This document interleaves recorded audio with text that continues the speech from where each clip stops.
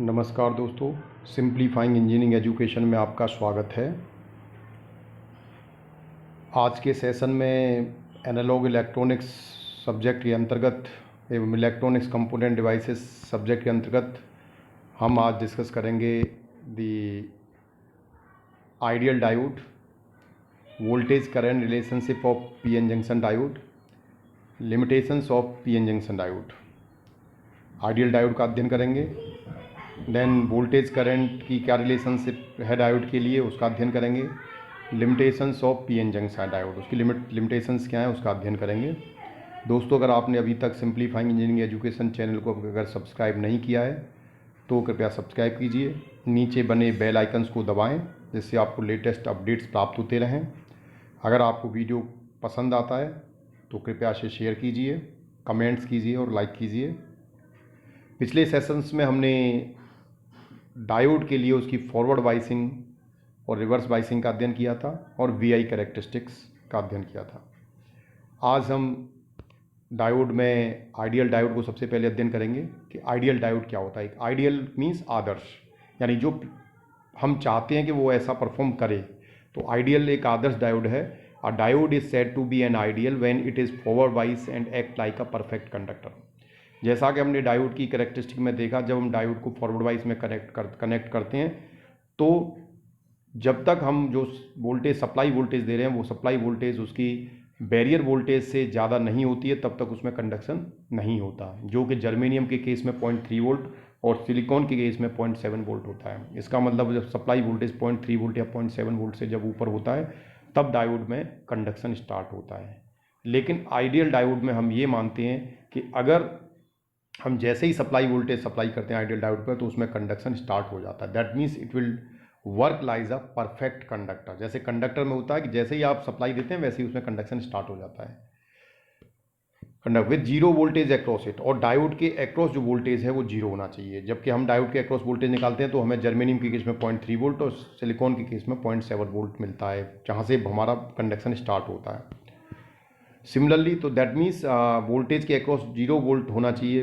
इसका मतलब ये है कि डायोड की इंटरनल रेजिस्टेंस उसमें कुछ भी नहीं होनी चाहिए। Similarly when the diode is reverse bias it act as a perfect insulator with zero current through it. अगर हम डायोड को आइडियल मानते हैं तो रिवर्स बाइस में जब डायोड को कनेक्ट किया जाता है तो ये एक इंसुलेटर की तरह काम करता है। इसका मतलब इससे कोई भी करंट फ्लो नहीं होता। It will work like a insulator और इंसुलेटर की तरह काम करता है, इसलिए हम कहते हैं कि इसमें जो करंट है वो जीरो करंट फ्लो होती है। तो अगर हम देखें तो this is the ideal diode. Ideal diode को जब हम फॉरवर्ड वाइज में कनेक्ट करते हैं तो it will treat as a closed switch. एक स्विच की तरह काम करता है, वो भी क्लोज स्विच के। जैसे ही आप इसमें सप्लाई वोल्टेज देंगे वैसे ही करंट का कंडक्शन इसमें स्टार्ट हो जाएगा। इसी तरह से रिवर्स बाइस में जब हम कनेक्ट करते हैं, यानी जब डायोड के पॉजिटिव टर्मिनल को नेगेटिव से और नेगेटिव टर्मिनल को पॉजिटिव बैटरी के पॉजिटिव से कनेक्ट करते हैं तो ये रिवर्स बाइस में कनेक्ट होता है और it will work like a open switch. क्योंकि हमने कहा है कि रिवर्स बाइस में डायोड के एक्रॉस डायोड में जो रिवर्स बाइस में वो एक परफेक्ट इंसुलेटर की तरह काम करे। इसका मतलब उसमें करंट का कंडक्शन ना हो, तो ये एक ओपन स्विच की तरह काम करता है, तो इसमें कोई भी करंट फ्लो नहीं होता। This is the characteristic of the diode, ideal diode. देखें तो जब हमने कोई वोल्टेज जीरो वोल्टेज से ही, जैसे ही हमने zero voltage supply V F जो सप्लाई वोल्टेज है वो दिया, तो इनिशियली जब वोल्टेज अप्लाई कर तभी से उसमें करंट फ्लो होना स्टार्ट हो जाता है और वो रैपिड करंट फ्लो होता है, यानी एक कंडक्टर की तरह काम करता है। और रिवर्स वाइस में इसमें कोई करंट फ्लो नहीं होता। रिवर्स वाइस में आप देखें तो करंट की वैल्यू जीरो है, आप केवल रिवर्स वोल्टेज बढ़ाते जाते हैं लेकिन करंट आपको कुछ नहीं मिल रहा। फॉरवर्ड वाइज में जो करंट की वैल्यू है वो लगातार बढ़ जाती है और जीरो वोल्ट पे ही, यानी जब इनिशियली आप वोल्टेज देते हैं तभी आपको उसकी वोल्टेज मिल जाती है। तो this is the V I characteristic for ideal diode. ये देखें तो इट इज़ एक्चुअल डायोड। जब आप लेबोरेटरी में जाएंगे और वहाँ डायोड देखेंगे तो कुछ इस तरह का होगा, जिसमें ये ब्लैक पोर्शन जो है that is representing positive terminal, that is anode, और जो जो ग्रे कलर की लाइन आपको दिख रही है दैट इज नेगेटिव टर्मिनल और कैथोड। तो this is the actual image of the diode. Voltage current relationship की बात करें तो the general characteristic of semiconductor diode can be demonstrated through the use of solid state physics. जो diode के लिए हम जब इक्वेशन निकालते हैं तो उसके लिए सॉलिड स्टेट फिजिक्स की सहारा लेते हैं, और सॉलिड स्टेट फिजिक्स की हेल्प से the voltage current equations of diode is given by Shockley equations. Shockley equations के द्वारा ये इक्वेशन दी जाती है, जिसमें I D is equal to I zero e to the power V D upon eta V T minus one. So this is the diode equation. That means I D is nothing, it's a current through across the diode. Diode में flow होने वाली current. I zero is a nothing, it's a reverse saturation current. I D is a diode current. V D क्या है? Diode के across जो voltage है वो V D है। वी टी क्या है? That is the thermal voltage. I O reverse saturation current है। N is a idealistic factor है, जो जर्मेनियम के केस में 1 होता है और सिलिकॉन के केस में 2 होता है। सो this is the diode equation, जिसकी हेल्प से हम डायोड के अक्रॉस फ्लो होने वाली करंट को फाइंड आउट कर सकते हैं। यहाँ जो थर्मल वोल्टेज है, the thermal voltage V T is nothing, it's a V T is equal K T upon Q, जहाँ पर K is a Boltzmann constant है, जिसकी value 1.38 into 10⁻23 joule per kelvin होती है। वहीं Q is a electric charge है, already you know about it. Q is a electric charge, the value of Q is 1.6 into 10⁻⁻19 degree coulomb होती है। तो this is the V T thermal voltage को हम Boltzmann constant और electron charge की तरह से निकाल सकते हैं। T is a absolute temperature in Kelvin. अगर हम इसे डिग्री सेल्सियस में कन्वर्ट करें, 273 plus temperature in degree Celsius connect कर देंगे तो will get in degree Celsius. In forward bias जब देखें तो the value of V D is positive. अगर इस इक्वेशन से देखें, जब डायोड हमारा फॉरवर्ड वाइज में, उस कंडीशन में जो वी डी की वैल्यू है वो पॉजिटिव होगी। जब फॉरवर्ड वाइज में होगा तो वी डी इज पॉजिटिव, तो E to the power V D over N V T is much much greater than 1। उस कंडीशन में वी डी और is V D upon N V T is much much greater than 1, hence I D is equal to I naught E to the power V D over V D upon eta V T. तो I D की value हम इससे निकाल लेंगे, तो इसमें जो one की वैल्यू है उसे हमने इग्नोर कर दिया, क्योंकि E to the power V D upon N V T is much much greater than 1। Similarly reverse wise में देखें तो the value of V D is negative. उस कंडीशन में वी डी की जो वैल्यू नेगेटिव है, तो E to the power V D upon N V T is much much greater than less than 1। उस कंडीशन में हम इस E to the power V D over eta V T को हम इग्नोर कर सकते हैं 1 के कंपैरिजन में। तो उस कंडीशन में जो आई डी है वो रिवर्स सैचुरेशन करंट के अप्रॉक्सीमेटली बराबर होती है।